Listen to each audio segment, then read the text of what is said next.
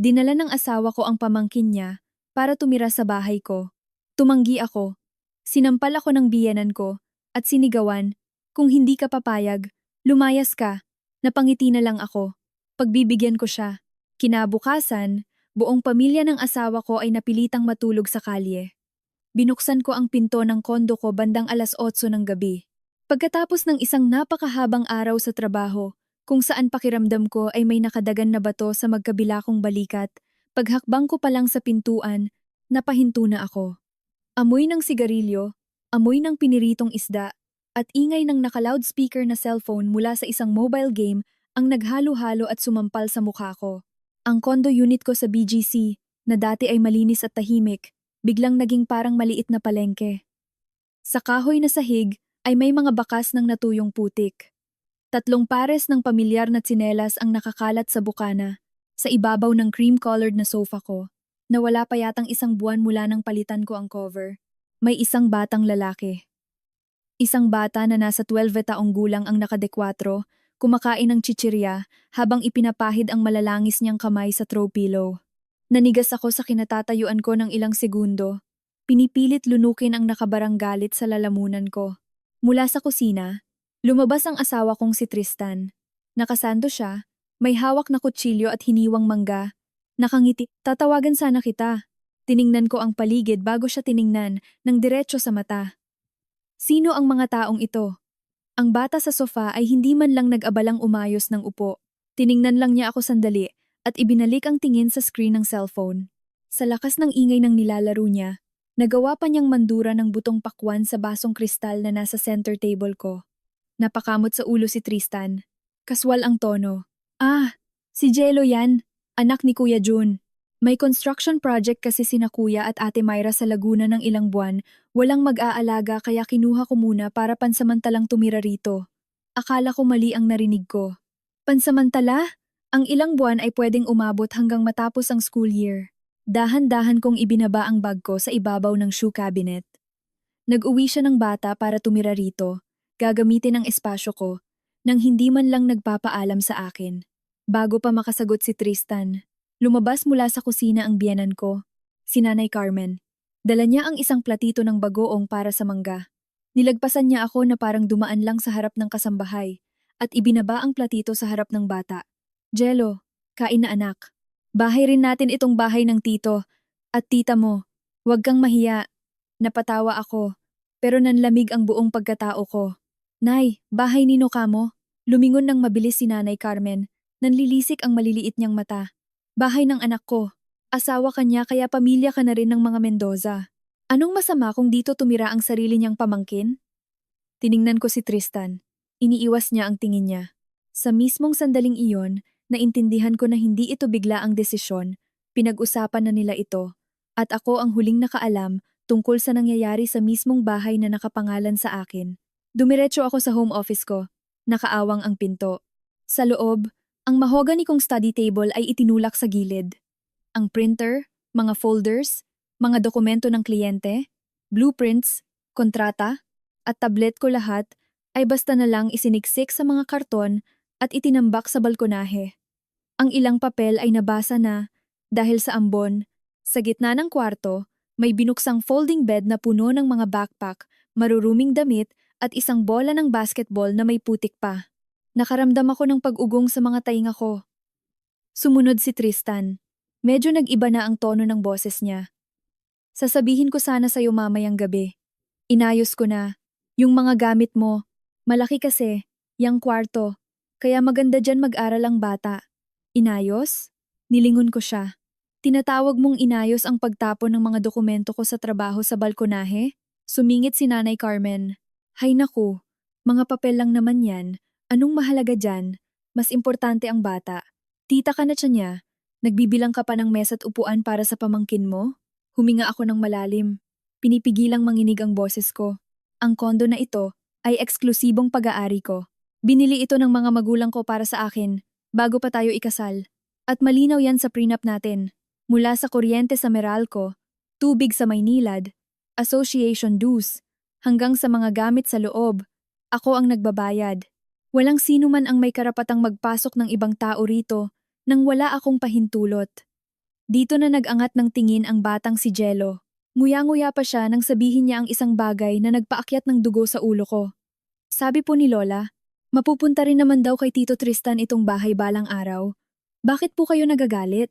Tiningnan ko ang bata. Walang batang natural na ganyan kabastos. Inulit lang niya ang mga bagay na ipinasok ng mga matatanda sa utak niya. Lumingon ako kay Tristan. Ngayong gabi, iuwi mo ang pamangkin mo. Kung gusto mo siyang alagaan, ihanap mo ng inuupahang kwarto o ihatid mo sa bahay nila. Hindi ako papayag na dito siya tumira. Nagsalubong ang kilay ni Tristan. Huwag ka namang ganyan, Andy. Pamangkin ko siya. Hindi ko siya pwedeng pabayaan sa kalye. Hindi ko rin pwedeng pabayaang angkinin ng iba ang bahay ko. Ibinagsak ni Nanay Carmen ang platito sa mesa. Umalingaw-ngaw ang tunog ng baso sa salamin. Ang talas mo namang magsalita. Bahay mo? 3 taon na kayong kasal, pero nagbibilang ka pa rin na parang ibang tao. Anong klaseng babae ka? Napakamakasarili. Hindi mo na nga mabigyan ng apo ang pamilya namin. Gusto mo pang palayasin ang nag-iisa kong apong lalaki. Ang mga salitang iyon ay parang lumang patalim pero matalas pa rin. 3 taon sa loob ng kasal na ito, tiniis ko ang lahat ng pasaring dahil wala pa kaming anak. Walang sino man sa pamilya ng asawa ko ang nakakaalam o mas tamang sabihing walang may gustong umalam na ang taong kailangang magpagamot para magkaanak ay hindi ako, kundi si Tristan. Pinrotektahan ko ang ego niya. Kapalit ang mga pang-iinsultong ibinabato sa akin. Tiningnan ko si Nanay Carmen. Bawat salita ko ay kasing lamig ng yelo. Nay, pwede niyo akong insultuhin, pero hindi niyo pwedeng gamitin ang pananahimik ko bilang lisensya para tapakan ako. Nanlaki ang mga mata ni Nanay Carmen. Abat sumasagot ka na sa biyenan mo. Kinakausap ko ang taong, basta na lang umangkin sa bahay ko. Mas mabilis pa sa inasahan ko, sumugod ang matanda. Isang malakas na pak ang umalingaw-ngaw sa gitna ng sala. Tumabingi ang mukha ko.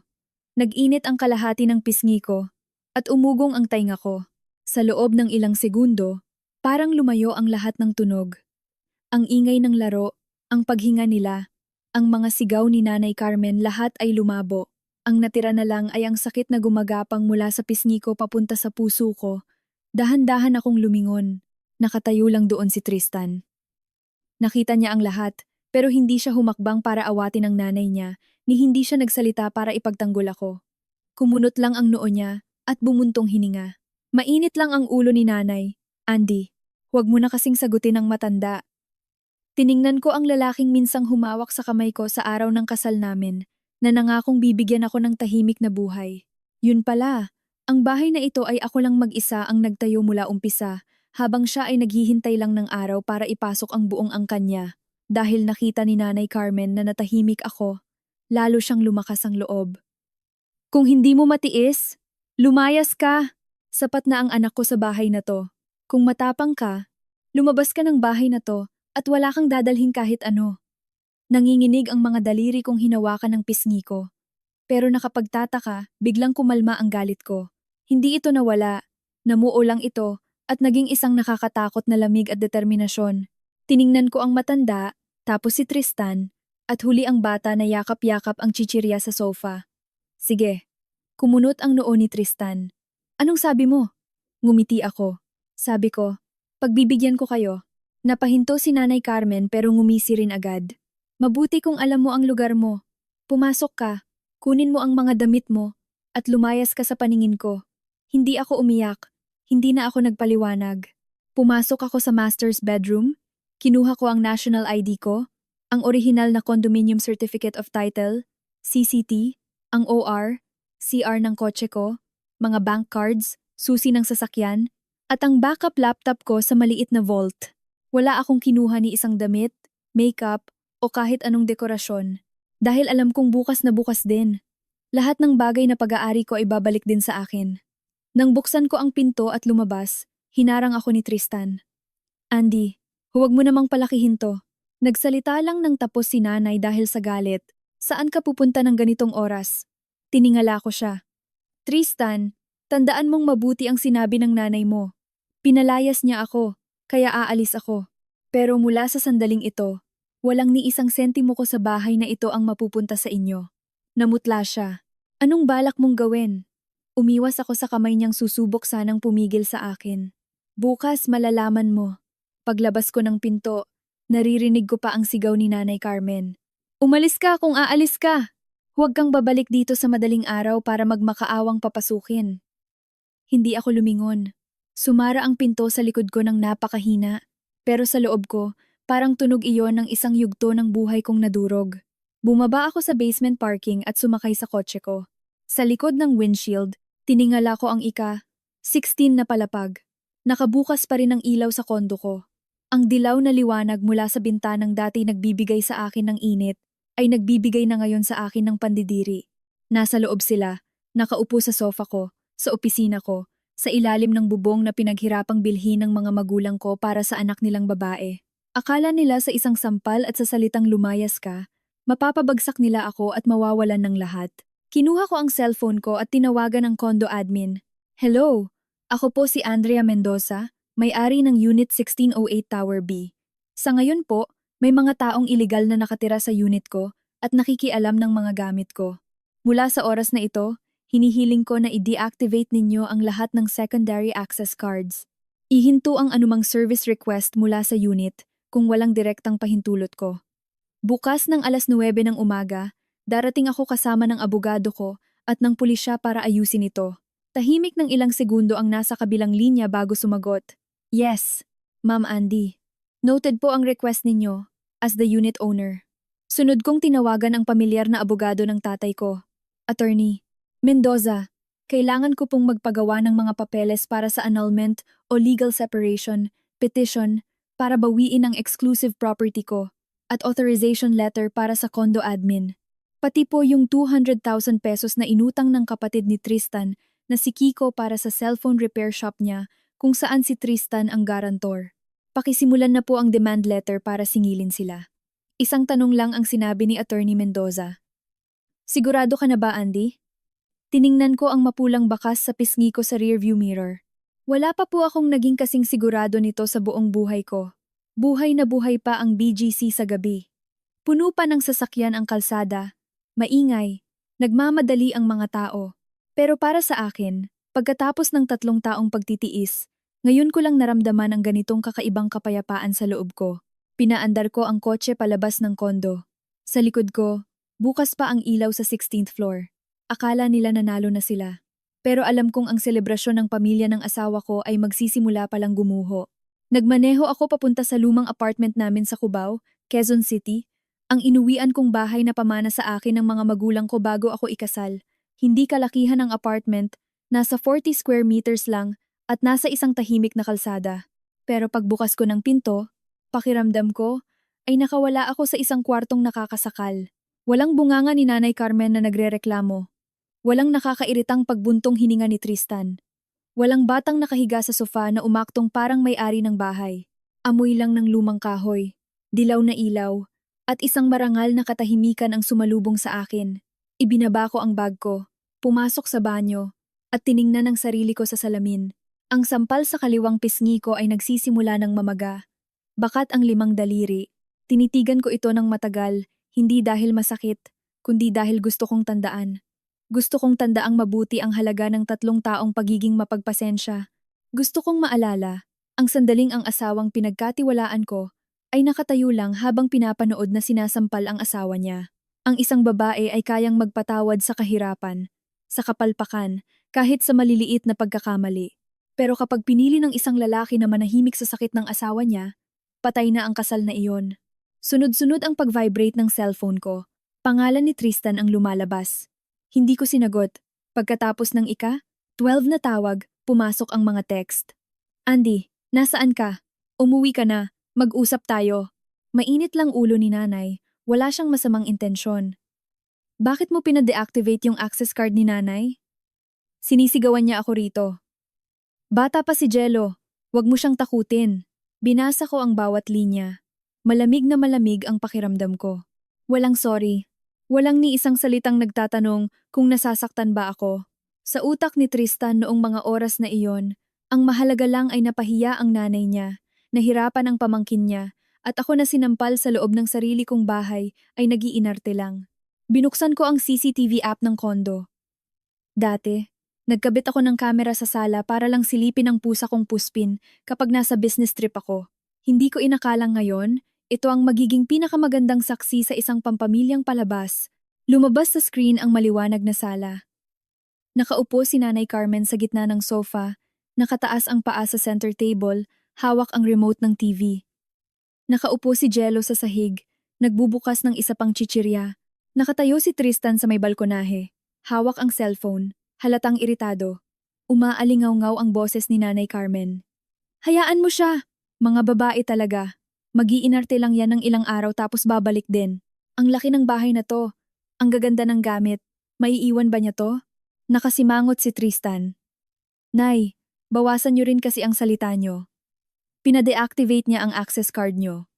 Bukas, kung lalabas kayo, kailangan niyo pang tumawag ng guard. Ngumisi ang matanda. Abat lakas ng loob niyang magpa-deactivate, edi magpagawa ka ng bago. Asawa ka niya. Bakit ka matatakot? Ang bahay ng mag-asawa ay pag-aari rin ng asawang lalaki. Sinasabi ko sa'yo, ang babaeng walang anak ay dapat matutong rumespeto. Pag mas lalo mong pinagbigyan, lalong aakyat sa ulo mo. Hinawakan ko ng mahigpit ang cellphone ko. Hindi na ako napapaiyak ng mga salitang yon. Mas lalo lang kumalma ang mga kamay ko habang pinipindot ko ang save video. Natahimik si Tristan sandali bago sumagot ng mahina. Pero nakapangalan kay Andy ang titulo ng kondo. Pinalo ni Nanay Carmen ang sofa. Ano kung nakapangalan sa kanya? Pinakasalan ka niya, kaya ang kanya ay sayo rin. Anong batas ang nagbabawal sa biyenan na tumira sa bahay ng anak niyang lalaki? Napangiti ako ng bahagya. Ang pinaka nakakatakot na bagay ay hindi ang kasakiman, kundi ang kamangmangan na binalot ng sobrang kumpiyansa. Hindi nila alam ang batas, pero naniniwala sila na ang luha, edad, at ang salitang pamilya ay kayang palitan ang lahat ng legal na dokumento. Ipinadala ko ang video kay Attorney Mendoza kalakip ng isang text. Attorney, pakisave po ito. Bukas, gamitin po natin anumang oras na kailangan. Wala pang 1 minuto, nag-reply siya. Sapat na ito para patunayan na alam nilang eksklusibong pag-aari mo ang bahay lalo na't may prenup kayo, pero pinipilit nilang angkinin. Magpahinga ka na. Bukas ng umaga, nandoon ako sa tamang oras. Ibinaba ko ang cellphone at nagtimpla ng mainit na tsaa. Pero kauupo ko pa lang, umihaw na naman ang screen. Pilit kong pinipigilan ang luha ko nang makita ko ang pangalan ni Mama. Ayokong mag-alala siya, pero ayoko na ring magsinungaling.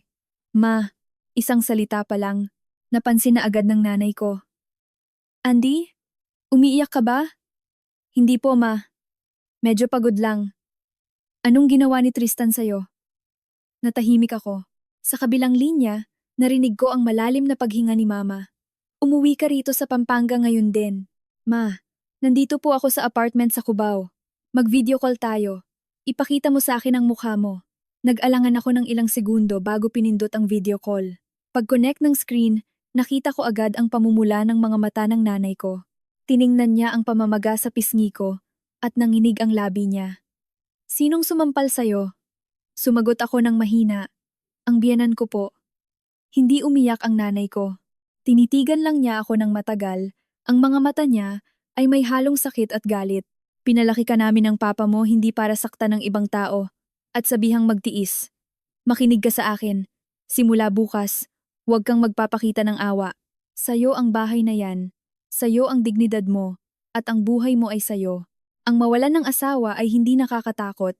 Ang nakakatakot ay ang mawala ang sarili mo. Ang mga salitang iyon ay parang mainit na kamay na humaplos sa likod ko. Naging matapang ako buong gabi. Pero nang marinig ko ang boses ng nanay ko, doon lang bumagsak ang mga luha ko. Opo, Ma. Alam ko po. Luluwas kami ng papa mo papuntang Maynila bukas ng maaga. Wag na po, Ma. Kaya ko na po itong ayusin mag-isa. Seryoso ang boses ng nanay ko. Kaya mong ayusin yan. Iba yon. Pero ang ipaalam sa kanilang nasa likod mo ang mga magulang mo, iba rin yon. Yumuko ako. Pumatak ang mga luha ko sa likod ng kamay ko. Sa loob ng 3 taon, sinubukan ko palaging maging isang maunawaing manugang, isang asawang marunong magtiis. Dahil natatakot akong malungkot ang mga magulang ko, kaya itinatago ko ang lahat. Akala ko ang pananahimik ay pag-iingat sa kaligayahan. Pero iyon pala, ang pananahimik ko ang nagbigay daan para isipin ng ibang tao na walang magtatanggol sa akin. Nang gabing iyon, hindi agad ako nakatulog. Binuksan ko ang laptop ko at hinanap ang bawat resibo, bawat bank transaction, bawat perang inilipat ko para sa pamilya ng asawa ko. Hospital bills ni Nanay Carmen, 38,000 pesos. Pampatutor ni Jello last year, 12,000 pesos. Pagpapaayos ng bubong ng bahay nila sa probinsya, 60,000 pesos. Inutang ng kapatid ni Tristan na si Kiko para sa cellphone repair shop, 200,000 pesos. Habang mas tinitingnan ko, mas lalo akong nanlalamig. Akala ko dati ang mga tulong na ito ay pakikisama. Ngayon pag tinitingnan ko, para pala silang mga lubid. Sa tuwing nagbibigay ako ng kaunti, automatiko silang humahakbang palapit. Sa huli, hindi lang pera ko ang gusto nila, kundi pati bahay ko, ang pananahimik ko, at ang dignidad ko. Malapit na ang 12:00 ng madaling araw nang tumawag si Tristan gamit ang ibang numero. Sinagot ko, binuksan ang call recorder. Paos ang boses niya. Andy, wag mo na idamay ang abogado. Pag-usapan na lang natin to bilang pamilya. Pamilya? Tanong ko. Nung sinampal ako ng nanay mo, itinuring mo ba akong pamilya? Natahimik siya. Alam kong mali si nanay, pero isipin mo rin sana ang posisyon ko. Sa isang banda, nanay ko. Sa kabila, asawa ko. Naiipit ako. Hindi ka naiipit. Pumili ka na. Pinutol ko ang sasabihin niya. Bukas ng 9:00 ng umaga, babawiin ko ang bahay ko. Ihanda mo ang mga ID ng nanay mo at ng pamangkin mo. At ikaw, ihanda mo na ang sarili mong pumirma sa mga papeles ng annulment. Nagbago agad ang tono ni Tristan. Tinatangot mo ba ako? Pinapaalam ko lang. Sa kabilang linya, inagaw ni Nanay Carmen ang cellphone. Ang matinis niyang boses ay tumagos sa speaker. Hoy babae ka! Porket may pera ka akala mo pwede mo na gawin lahat ha? Sinasabi ko sa'yo, hindi ako aalis. Kahit sino pang dalhin mo bukas, uupo ako sa gitna ng sala. Tingnan ko lang kung sinong matapang nagagalaw sa biyenan mo. Pumikit ako at binigkas ang bawat salita. Maupo kayo kung gusto ninyo. Pero bukas, ang batas ang magdedesisyon kung saan kayo dapat maupo. Pinatay ko ang tawag at blinok ang numero. Sa labas ng bintana, malalim na ang gabi sa Maynila. Ang mga ilaw ay unti-unti nang namamatay. Nakaupo ako sa gitna ng maliit kong apartment, sa harap ko ay mga papeles, at sa likod ko ay ang isang kasal na gumuguho. Nakakapagtaka, hindi na ako natatakot. Siguro natatakot lang ang tao kapag may natitira pa siyang pag-asa. Kapag patay na ang pag-asa, ang tanging natitira na lang ay ang kalinawan ng isip. Kumuha ako ng ice pack at inilapat sa pisngi ko, tapos ay nagbukas ng bagong document sa laptop. Ang unang linya na tinipe ko ay, formal na reklamo sa barangay at pulisya para sa iligal na pag-okupa at paglabag sa karapatan sa pag-aari. Malinaw, direkta.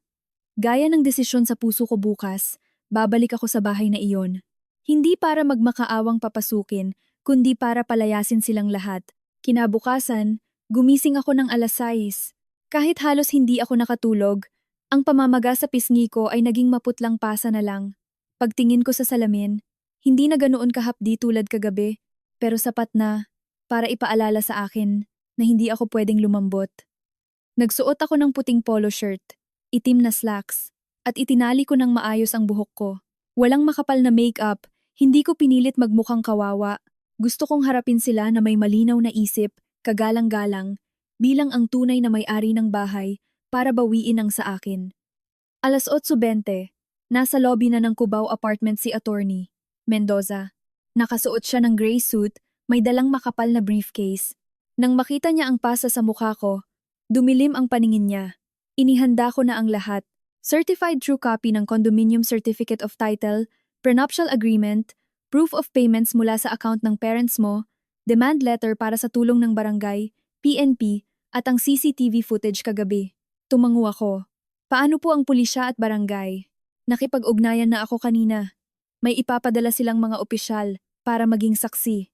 Kinumpirma na rin ng condo admin na ikaw ang nag-iisang registered owner. Hinawakan ko ng mahigpit ang bag ko. Tara na po.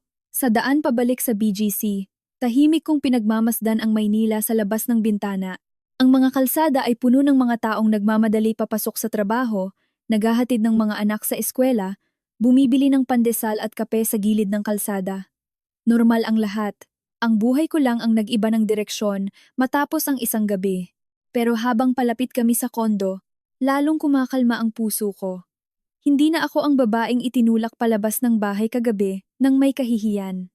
Ako ang legal na may-ari at may karapatan akong protektahan ang sarili ko. 9:30 ng eksakto. Ako, kasama si attorney Mendoza, 2 tauhan ng condo admin, 2 opisyal ng barangay, at isang locksmith ay nakatayo sa tapat ng Unit 16E08. Ang hallway ng 16th floor ay malinis. Maliban sa tapat ng pinto ko, na parang naging basurahan mga balat ng chichirya, plastic bags, sinelas ng bata na may putik, at mga nilukot na tissue. Tiningnan ko ang eksenang iyon, at bahagyang ngumiti. Isang gabi pa lang sila, ginawa na nilang tambakan ang pinto ko. Itinap ko ang access card ko. Nag-error ang screen ng smart lock. Sinubukan ko ang physical key, pero pinalitan na ang cylinder lock. Alanganing tumingin sa akin ang tauhan ng condo admin. Ma'am Andy, kagabi po after ninyong umalis, nagpatawag ng labas na locksmith si Sir Tristan. Inakala ng night shift guard na may consent ninyo, kaya hindi nila napigilan. Agad na nagsalita si Attorney Mendoza at nag-record.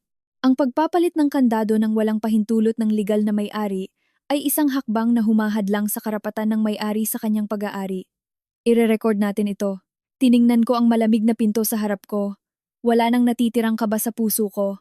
Nag-doorbell ako. 1, 2, 3 beses. Sa loob, narinig ko ang kaluskos ng tsinelas at ang inis na boses ni Nanay Carmen. Sino yan? Ako ito. Si Andy. Natahimik sa loob ng ilang segundo. Tapos, narinig ko ang pagngisi niya. Bumalik ka rin pala. Kung gusto mong pumasok, humingi ka ng tawad sa biyenan mo. Titignan ko kung papatawarin kita. Tiningnan ko ang opisyal ng barangay. Lumapit siya at seryosong nagsalita. Mula po kami sa barangay. Kasama ang admin. Buksan ninyo ang pinto para makapag-usap tayo ng maayos. Nagkagulo agad sa loob. Narinig ko ang natatarantang boses ni Tristan. Nay, buksan niyo ang pinto.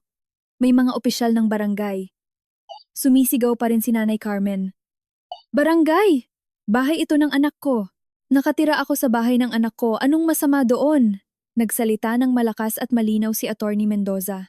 Ang Condominium Unit 1608 ay eksklusibong pag-aari ni Gneng Andrea Mendoza. Binili bago kayo makasal at protektado ng prenuptial agreement. Hindi ito sakop ng conjugal property o absolute community.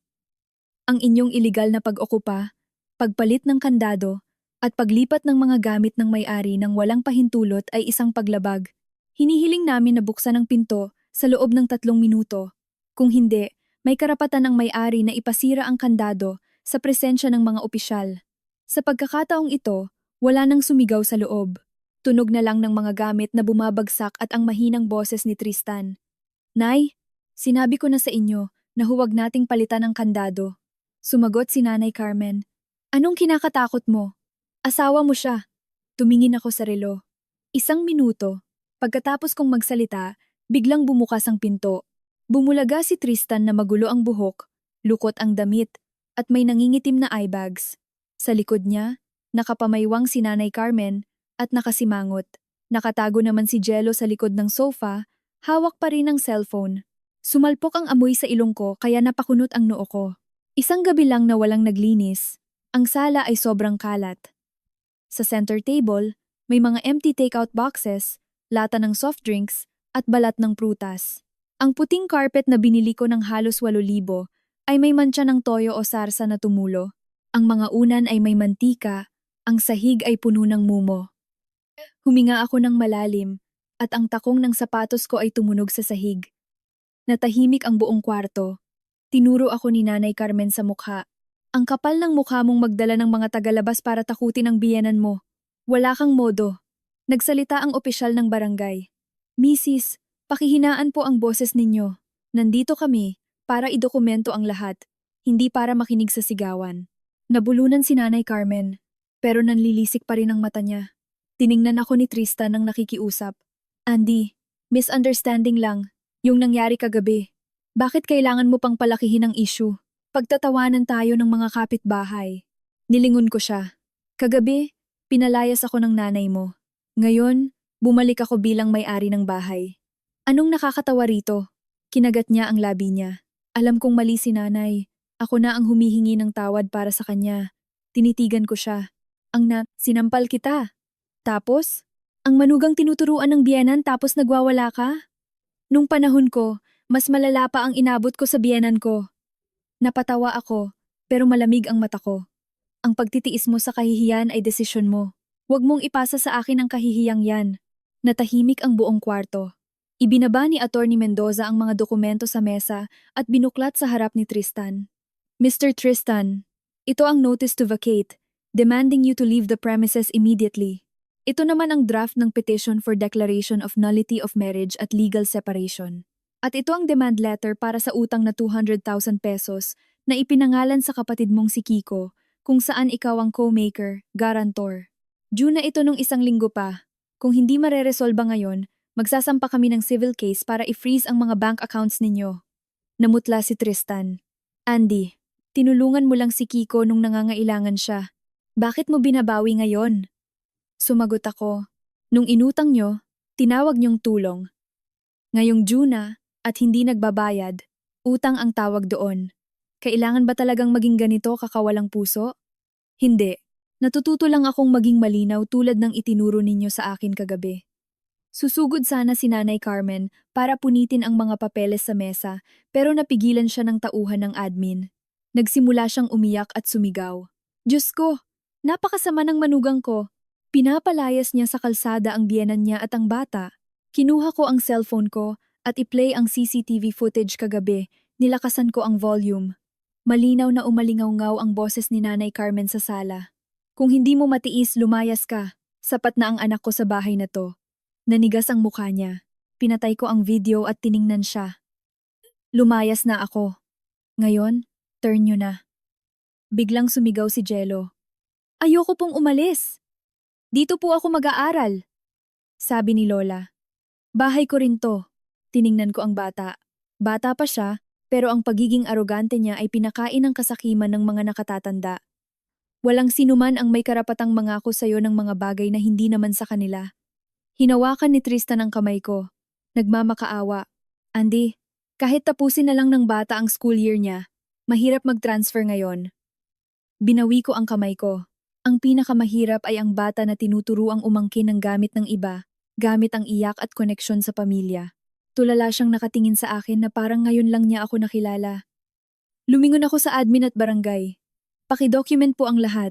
Ang mga taong walang pangalan sa titulo, walang lease contract, at walang pahintulot ko ay dapat umalis ngayon din sa unit ko. Paki-cancel ang lahat ng access cards nila. Magpapapalit ako agad ng kandado paglabas nila. Napaupo sa sahig si Nanay Carmen. Hinahampas ang mga hita niya habang umiiyak. Hindi ako aalis. Magpapakamatay ako rito para makonsensya ka. Tiningnan ko siya. Napakakalmado ng boses ko. Pati ako nagulat. Kung gusto ninyong humiga, humiga kayo. Pero isusulat yan sa report ng barangay na sinadya ninyong gumawa ng iskandalo para hadlangan ang may-ari. Hindi na ako manugang na pwede ninyong sigawan. Ako ang taong magdedemanda sa inyo. Napaatras si Tristan. Sa mga mata niya, nakita ko sa unang pagkakataon ang totoong takot dahil naintindihan niya, ang babaeng laging nagtitiis dahil sa pagmamahal sa kanya ay wala na. Humiga si Nanay Carmen sa sahig, nakahawak sa dibdib niya, at umarte na parang inatake. Kung ako ito noong 1 taon, baka nagpanik na ako, kumuha ng tubig at tumawag ng ambulansya, tapos sisisihin ang sarili ko dahil masyado akong naging matigas. Pero ngayong umaga, pinanood ko lang siya. Hindi dahil masama ako, kundi dahil sanay na ako sa eksenang ito. Kapag hindi niya nakukuha ang gusto niya, lagi siyang nagkakasakit high blood, sakit sa puso, nahihilo. Lahat ng ito ay lumalabas sa tamang timing. Lumuhod si Tristan at inalalayan ang nanay niya. Nay! Nay! Ayos lang ba kayo? Huwag niyo kong takutin. Sumilip si Nanay Carmen sa akin. Nang makitang kalmado lang ako, mas nilakasan niya ang ungol. Tristan! Anak! Mamamatay na ko. Itinulak na ko ng asawa mo sa kamatayan. Gusto niya kong mamatay para makuha niya lahat ng bahay mo. Tiningnan ko si Tristan. Kung gusto mong tumawag ng ambulansya, tatawag ako. Pero ang pasyente ay kailangang ilabas sa kondo ko para dalhin sa ospital. Hindi ko kayo pipigilan. Napahinto si Nanay Carmen. Halatang hindi niya inasahan ang sagot ko. Kung pinigilan ko siya, isisigaw niyang wala akong kwentang manugang. Kung lumambot ang puso ko, mananatili siya. Pero dahil binigyan ko siya ng daan para magpa-ospital, nawalan siya ng rason para mag-inarte sa hangsahig. Yumuko ang opisyal ng barangay at nagtanong, "Lola, kailangan niyo po ba ng medic? Tatawag po kami ng ambulansya." Mabilis na bumangon si Nanay Carmen, pati si Jello nagulat. "Hindi kailangan. Hindi ako aalis. Malakas ako. Dito lang ako para bantayan ang bahay ng anak ko." Isinulat ito ni Attorney Mendoza sa logbook ng admin. Walang emosyon ang boses. Tumanggi ang occupant na kumuha ng medical assistance at patuloy na tumatangging umalis sa exclusive property ni Gene, Andrea Mendoza. Namutla si Nanay Carmen. Narealize niya na lahat ng salitang lumalabas sa bibig niya ay nagiging ebidensya. Hinila ako ni Tristan sa gilid. Mahina ang boses. "Andy, tinutulak mo ko sa bangin. Probinsyana lang si Nanay. Hindi niya alam ang batas. Nakapag-aral ka naman, bakit hindi ka nalang magbigay?" Tiningnan ko siya. At bigla kong naramdaman na ang lalaking ito ay parehong estranghero at nakakaawa. Gusto niyang maging edukada ako para kumita ng pera at asikasuhin ang lahat. Pero kapag ginagamit ko ang edukasyon ko para protektahan ang sarili ko, sasabihin niyang ako ang dapat mag-adjust. 3 taon na akong nagbibigay, Tristan.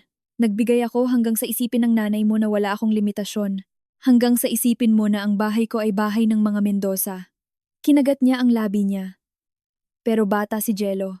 Walang kasalanan ang bata kung pinanganak siya sa pamilyang sakim. Pero kasalanan ng mga matatanda na turuan siyang maging sakim. Eksakto sa oras na iyon, ibinalibag ni Jello ang remote ng TV sa sahig.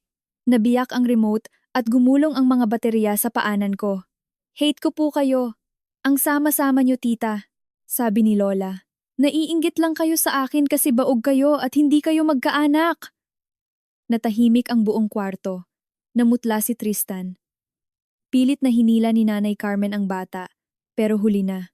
Ang mga salitang iyon ay parang maruming tubig na isinaboy sa dignidad ng lahat ng tao doon. Yumuko ako at kinuha ang baterya. Ibinaba ko ito sa mesa. "Narinig mo ba yon, Tristan? Yan ang itinuturo ng nanay mo na sabihin ng pamangkin mo sa asawa mo." Nakayuko si Tristan at hindi sumagot. Ngumiti ako ng mapait. Tama nga naman. Ang isang bata na natututo sa matanda, ang isang asawang piniling manahimik, at ang isang pamilyang natutong sumipsip ng dugo sa ibang tao at tinatawag itong pagmamahal. Sumigaw si Nanay Carmen. "Huwag kang magsalita ng ganyan. Hindi naman kami nanghingi sa'yo. Kusa kang nagbigay ng pera tapos ngayon nanunumbat ka?" Lumingon ako kay Attorney Mendoza. "Attorney, pakibasa po ang listahan ng mga gastusin." Binuksan ni Attorney Mendoza ang printed folder. Malinaw ang boses niya sa makalat na sala. May 12 last year. Nagpadala si GNE. Andy ng 38,000 pesos para sa hospital bills ni GNE. Carmen Mendoza. August 28, nagpadala ng 60,000 pesos para sa pagpapaayos ng bubong sa probinsya. September 10, nagpadala ng 12,000 pesos para sa tuition at tutor ni Jello. November 4, pautang kay Mr. Kiko Mendoza ng 200,000 pesos para sa cellphone shop. Si Mr. Tristan Mendoza ang pumirma bilang garantor. Sa bawat halagang binabasa, lalong nangingitim ang mukha ni Tristan. Natahimik sandali si Nanay Carmen at saka sumagot. Utang na loob yan ng manugang sa pamilya ng asawa niya. Tiningnan ko siya. Ang utang na loob ay hindi lisensya para nakawin ng bahay. Hindi siya nakasagot. Kumuha na ng pictures ang admin personnel sa buong unit. Ang mantsa sa carpet, ang mga basang papeles sa balkonahe, ang mga gamit na iniurong lahat ay na-document. Nang buksan nila ang isang karton, nakita ko ang kontrata ng isang kliyente na nagkakahalaga ng 3 million pesos. Lukot at basa ang mga gilid. Lumapit ako at nanginig ang kamay ko. Hindi sa takot, kundi sa galit. Kung masisira ang project na ito, isasama ko ito sa damages na babayaran ninyo. Natarantang sumagot si Tristan. Hindi ko alam na importante yan. Itinabi ko lang muna. Ang pakikialam sa gamit at dokumento sa trabaho ng ibang tao nang walang paalam, hindi pagtatabi ang tawag diyan. Napansin ni Jello na hindi nakatingin sa kanya ang mga tao, kaya palihim niyang kinuha ang iPad ko sa table at isinilid sa backpack niya. Nakita ko ito sa refleksyon ng salamin, kaya agad akong lumapit at binuksan ang bag niya. Nandoon ang iPad ko at ang wireless earphones ko. Ibinaba ko ang mga ito sa mesa at diretsong tiningnan si Tristan. Ang pamangkin mo? Ninanakaw ang gamit ko. Lumingon agad si Tristan kay Jello. Sinong may sabing kunin mo yan? Umiyak ang bata. Sabi ni Lola. Lahat daw po ng gamit dito mapupunta rin kay Tito. Kaya kinuha ko na, wala namang masama. Muli, ang mismong bibig ng bata ang sumira sa kasinungalingan nila. Namula si Nanay Carmen pero sinubukan pang magdahilan. Bata lang yan. Hindi niya alam ang ginagawa niya. Papatulan mo ang bata? Sumagot ako. Hindi ko pinapatulan ang bata. Pinapatulan ko ang matatanda na nagtatago sa likod ng bata para magnakaw. Seryosong tiningnan ng pulis si Tristan. Sir, mag-cooperate na po kayo. Kung may mangyayari pang nakawan ng gamit dito nang walang pahintulot ng may-ari, aarestuhin na namin kayo ayon sa batas. Dito na tuluyang nagpanik si Tristan. Hindi na siya tumingin sa akin ng paninisi, kundi ng takot ng isang taong nasa bingit ng bangin. Hinila niya pataas ang nanay niya, paos ang boses. Nay, mag-ayos na kayo ng gamit. Nanlaki ang mata ni Nanay Carmen. Anong sabi mo? Sabi ko, mag-ayos na kayo ng gamit. Biglang sigaw ni Tristan. Nanigas ang matanda. Siguro buong buhay niya, hindi pa siya nasigawan ng ganoon ng paborito niyang anak. Naiyak si Jello habang yakap ang backpack niya. Nanginginig na dinuro ni Nanay Carmen ang anak niya. Papalayasin mo ang nanay mo dahil sa babaeng to? Pumikit si Tristan, nababasag ang boses. Gusto niyo po bang mawalan ako ng trabaho at makasuhan sa korte? Hindi ko po bahay to, Nay. Naintindihan niyo ba? Hindi sa akin to. Sa wakas, lumabas din ang salitang yon. Huli na, pero sapat na para paralisahin si Nanay Carmen. Ang buong kayabangan niya ay nakatayo sa paniniwala na may parte ang anak niya sa bahay na ito. Nang itanggi iyon mismo ni Tristan, parang nawalan ng lupa ang mga paa niya. Wala akong naramdamang saya. Nakakatawa lang talaga ang katotohanan. May mga taong nakakaintindi lang ng rason kapag bulsa at ego na nila ang tinamaan. Nagsimulang mag-empake si Nanay Carmen habang bumubulong ng mga sumpa. 3 malalaking eco bags ang inilabas. Ipinagsiksikan ang mga damit, tsinelas, gamot, chichirya, at kung ano-anong basura. Nakatayo ako sa gilid, hindi inaalis ang tingin sa bawat gamit nila. Kung ano ang kanila, pwede nilang dalhin. Kung ano ang akin, maiiwan. Nang akmang kukunin ni Nanay Carmen ang comforter sa kwarto, nagsalita ako. Iwan niyo yan. Nagngit-ngit siya. Kahit kumot? Ipagdadamot mo? Oo. Gamit ko yan kaya ipagdadamot ko. Nanginginig ang labi niya sa galit pero hindi siya nakasagot. 11:00 ng tanghali, nakatayo silang 3 sa labas ng pinto. Bitbit ang napakaraming bagahe. Tiningnan ako ni Tristan, halong galit at makaawa ang mga mata. Andy, maghahanap ako ng matutuluyan namin mamayang gabi. Bigyan mo ako ng ilang araw bago tayo mag-usap. Inabot ko sa kanya ang isang brown envelope na may kopya ng legal separation at annulment papers. Ang kailangan nating pag-usapan ay nandyan. Mula ngayon, huwag kang babalik dito kung wala akong pahintulot. Dura sa sahig si Nanay Carmen. Masamang babae, pagsisisihan mo to. Kalmado ko siyang tiningnan. Kayo ang dapat magsisi. Dahil kagabi, hindi lang ako ang sinampal ninyo. Sinampal niyo rin ang nag-iisang sasandala ng anak ninyo. Bumukas ang elevator. Pumasok silang 3 mukhang basang sisiw na natalo sa laban. Pagkasara ng pinto ng elevator, lumingon ako sa locksmith. Pakipalitan ang lahat ng kandado, palitan ng bagong fingerprint scanner, at lagyan ng door alarm. Pumasok ako sa sala. Sobrang kalat. Pero sa unang pagkakataon matapos ang mahabang panahon, naramdaman ko na akin talaga ang bahay na ito. Tinawagan ko ang professional cleaning service. At kinabukasan ay kinausap ko ang in-house contractor ng kondo para i-check ang mga nasira. Hindi ako umiyak. Masyado nang mura ang luha sa bahay na ito. Bandang 3:00 ng hapon, nag-text si attorney, Mendoza, na isend na daw ang demand letter kay Kiko para sa utang na 200,000 pesos at kay Tristan bilang garantor. Kapag hindi sila sumagot sa loob ng 3 araw, isasampa na ang civil case. Nag-reply ako, ituloy po ang proseso, walang compromise. Pagka-send ko, tumawag agad si Tristan. Ilang segundo ko munang tinitigan bago sinagot, naka-loudspeaker at recording. Paus na ang boses niya. Andy, masaya ka na ba? Nakaupo si nanay sa lobby. Si Jello umiiyak, gusto nang umuwi. Hindi kami pinapaakyat ng guard. Kailangan ba talagang humantong sa ganito? Hindi mo na. Yan bahay. Pero asawa mo ako.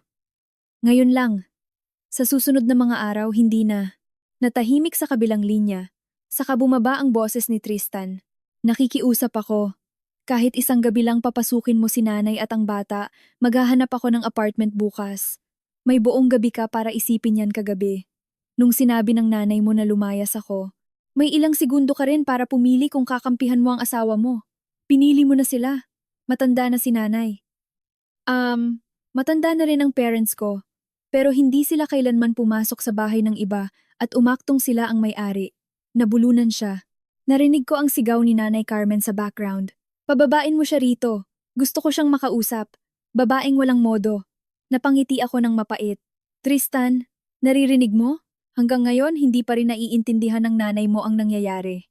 Pinatay ko ang tawag. Maghapong nilinis ng cleaning crew ang bahay. Nilabhan ang carpet, nilinis ang bawat cabinet, at inalis ang amoy. Gabi na nang tawagan ako ng condo admin. Ma'am Andy, nandito pa rin sa waiting area ng lobby ang family ni Sir Tristan. Nagsasalita po ng masama yung matanda sa ibang tenants natin. Ilang beses na po namin sinabihan. Kung gumagawa sila ng gulo, i-turn over ninyo sa PNP o barangay. Wala akong kinalaman doon. Understood po. Pagdating ng 10:00 ng gabi, umilaw ang motion sensor sa CCTV ng pinto ko. Binuksan ko ang phone ko. Nakatayo si Tristan sa labas ng unit ko, nasa likod niya si Nanay Carmen at si Jello. Malamang nakisakay sila sa elevator mula sa ibang tenant. Tumingin si Tristan ng diretso sa kamera. Andy, buksan mo yung pinto. Alam kong nanonood ka. Hindi ako sumagot. Napaupo si Nanay Carmen sa hallway at pinaghahampas ang mga bagahe. Diyos ko, pinalayas ng manugang ang biyenan sa kalye. Tingnan niyo oh, hinahayaan niyang mamatay sa ginaw sa labas ang matanda at bata. Binuksan ko ang mic ng camera. Nanay Carmen, may CCTV sa hallway at dito sa pinto ko. Kung mag-iingay pa kayo, tatawag ako ng guard. Napasigaw si Nanay Carmen. Tinatangot mo ko? Biyanan mo ako. Lumapit si Tristan sa camera. Andy, wala na kaming masakyan pa uwi sa probinsya at hindi sumasagot si Kiko. Kahit sa sala lang kami matulog ngayong gabi. Kaya mong umarkila ng hotel? Tumawag ng kaibigan o ng mga pinsan mo. Sanay ka lang na gamitin ako dahil ako ang pinakamadaling paraan. Kung gusto mo makuha ang mga ID ng nanay mo, ibinaba ko na sa reception. At hindi ko hawak ang pera mo. Sumigaw si Nanay Carmen. Babaeng demonyo. Akala mo kung sino ka dahil may kondo ka. Pasalamat ka pinakasalan ka ng anak ko. Congratulations sa anak mo, Nay. Simula ngayon, kanya na ang swerte niya. Pinatay ko ang mic at tinawagan ng guard. Makalipas ang 10 minuto, pinaalis sila ng mga guard. Habang hila-hila ni Tristan si Jello, umiiyak ang bata. Tito, gusto ko pong matulog sa malaking bahay. Ayoko pang umalis. Nakita ko kung paano nagdilim ang screen ng kamera. Isang bata na dapat tinuturuang magpasalamat, pero tinuruang mag-demand. Hindi siya umiiyak dahil nawalan ng pamilya, kundi dahil wala na siyang bahay na aariin. Nang gabing iyon, nakatanggap ako ng video mula sa kapitbahay ko sa 16th floor na si Ate Hazel. Andy, tignan mo to. Hindi ko sana isasend, pero feeling ko dapat mong malaman. Sa video, nandoon si Tristan. Hila-hila ang mga eco bag, nakikipagtalo sa isang cheap motel. Hindi sila pinayagan dahil nagwawala si Nanay Carmen at humihingi ng discount kahit walang ID. Naupo sila sa gilid ng nakasarang tindahan. Wala akong naramdamang awa. Nang mawala ako, bumalik sa orihinal nilang posisyon ang pamilya ng asawa ko. Walang plano, walang pera, walang responsibilidad, puro paninisi sa iba. Kinabukasan, naging usap-usapan sa Viber group ng kondo ang pamilya ni Tristan dahil sa paggawa nila ng eksena sa lobby. Isang tenant ang nagreklamo dahil tinakot daw ni Nanay Carmen ang anak niya sa pamamagitan ng pagpapaawa. Gumawa ako ng simpleng statement sa group. Ang Unit 1608 ay eksklusibong pag-aari ko na may legal na dokumento. Inalis ang mga iligal na umuupa kahapon sa tulong ng barangay at admin. Anumang paninirang puri laban sa akin ay idudulog sa korte. Nilakip ko ang picture ng barangay blotter. Report na nakablur ang sensitive info. Tahimik agad ang mga tsismosa. Dumating ang mga magulang ko galing Pampanga bandang 8:30 ng umaga. Payat ang papa ko, pero tuwid ang tindig. Niyakap ako ni mama agad at tiningnan ang pasa ko. Hindi nagsalita si papa, sinabi lang niya. Gawin natin kung anong nasa batas, Andy. Huwag kang padadala sa emosyon. Napatunayan kong ang pinakamasakit sa magulang ay hindi ang hiwalayan ng anak, kundi ang pagtitiis ng anak sa kahihiyan ng mag-isa. Naglapag si mama ng envelope. Ito ang original title at ang mga bank statements noon bago kayo ikasal. Ibigay mo sa abogado. Habang nagmi-meeting kami ni Attorney Mendoza, tumunog ang doorbell. Sa camera, nakita ko si Tristan, Nanay Carmen, Jello, at ang kapatid niyang si Kiko. Binuksan ko ang pinto, pero naka-door chain lock pa rin. Sumiksik agad si Kiko. Ate Andy, alam kong galit ka. Pero yung 200,000, hindi ko pa kayang bayaran. Mahina ang kita ng shop. Pag kinasuhan mo ko, mamatay pamilya ko. Negosyo mo yan, Kiko. Pag due date na, magbayad ka. Nangatwiran si Kiko. Ang tigas naman ng puso mo, ate. Hindi ka naman namumroblema sa pera. Sumingit si Papa sa likuran ko. Dahil ba hindi namumroblema sa pera, pwede nang takbuhan ng utang? Nagulat si Kiko nang makita ang mga magulang ko. Namutla si Tristan, lalo nang nagwala si Nanay Carmen. Balay, pakinggan niyo ko, matanda na ko. Nagkasagutan lang kaming mag-asawa, tapos dinala na sa pulis at abogado. Malamig ang boses ni Mama. Sinampal mo ang anak ko sa sarili niyang bahay na binili namin para sa kanya tapos pinalayas mo. Tinatawag mo, yung nagkasagutan lang? Sinubukan ni Nanay Carmen magpaawa. Para naman po sa apo ko ito. Walang mag-aalaga eh. Kung mahal mo ang apo mo, alagaan mo gamit ang pera at bahay mo. Hindi sa pag-aari ng anak ko, sigaw ni Mama. Naglabas si Attorney Mendoza ng demand letter. Mr. Kiko, ito ang formal demand. Kung walang payment plan sa loob ng 3 araw, ipapa-freeze namin ang account ng kapatid mo na si Tristan dahil siya ang guarantor. Natakot si Tristan. Hinarap niya si Kiko. Kiko, akala ko ba may pera ka pa sa shop? Umiwas ng tingin si Kiko. Nagastos ko na, kuya. Nagastos sa tindahan o naipatalo sa sugal. Sigaw ni Tristan. Natigilan ang buong hallway. Kagabi pinalayas kami rito. Natulog kami sa kalye kasi hindi ka sumasagot sa tawag. Ngayon gusto mo saluhin ko pa ang utang mo? Sumingit si Nanay Carmen. Tristan! Kapatid mo yan! Magtulungan kayo! Tumawa si Tristan. Parang baliw. Tulungan? Tinulungan ko na kayo hanggang sa mawalan ako ng asawa, bahay, at pera. Ano pa? Doon ko nakita ang tunay na lamat ng pamilya nila. Kapag kailangan nila ng pera, iisang pamilya sila. Kapag siningil na, kanya-kanya sila. Makalipas ang ilang araw, bumalik ako sa trabaho sa Makati. Wala pang 10:00, tinawagan ako ng receptionist. Ma'am Andy, may naghahanap po sa inyo, nag-iingay ang matanda. Pagbaba ko sa lobby ng kumpanya, nandoon sila. Si Nanay Carmen, Tristan, Jello, at Kiko. Hawak ni Tristan ang printout ng wedding picture namin. Gusto ko lang malaman ng lahat kung paano mo tratuhin ang pamilya ko. Sigaw ni Tristan. Nagpapa-victim. Tinawag ko ang security guard. Kuya, pwede pa play sa monitor dyan sa lobby ang flash drive na ito? Ito ang ebidensya ng paninirang puri nila sa akin. Nanlaki ang mata ni Tristan. Pinatugtog ko ang CCTV video ng pananampal ni Nanay Carmen at ang pagpilit nilang kamkami ng bahay ko. Narinig ng lahat ng empleyado sa lobby kung paano ako pinalayas ni Nanay Carmen at kung paano nagnakaw si Jello ng iPad. Ang mga matang kaninay naawa kay Tristan ay naging pandidiri. Ngayon, sino ang nagpapahiya kanino? Tanong ko. Napaatras si Tristan. Kinabukasan, nakatanggap ako ng package. Walang return address. Pagbukas ko, isang lumang manikang basahan na puro pulang tinta sa mukha at may nakasulat na papel. Kung hindi ka matututong lumugar, huwag kang aasa na magiging tahimik ang buhay mo. Dinala ko agad ito sa police station. Kasama ang CCTV footage sa parking lot kung saan nakita si Nanay Carmen na palihim na naglagay ng basurang may bagoong at patay na isda sa ibabaw ng hood ng kotse ko. Idinagdag ito ni Attorney Mendoza sa kaso bilang malicious mischief, unjust vexation, at grave threats. Sa kalagitnaan ng lahat ng ito, nakipagkita sa akin ang asawa ni Kiko na si Tina. Umiiyak siyang nagbigay ng ebidensya. Mga voice recordings ni Kiko, Tristan, at Nanay Carmen. Narinig ko sa recording ang boses ni Kiko.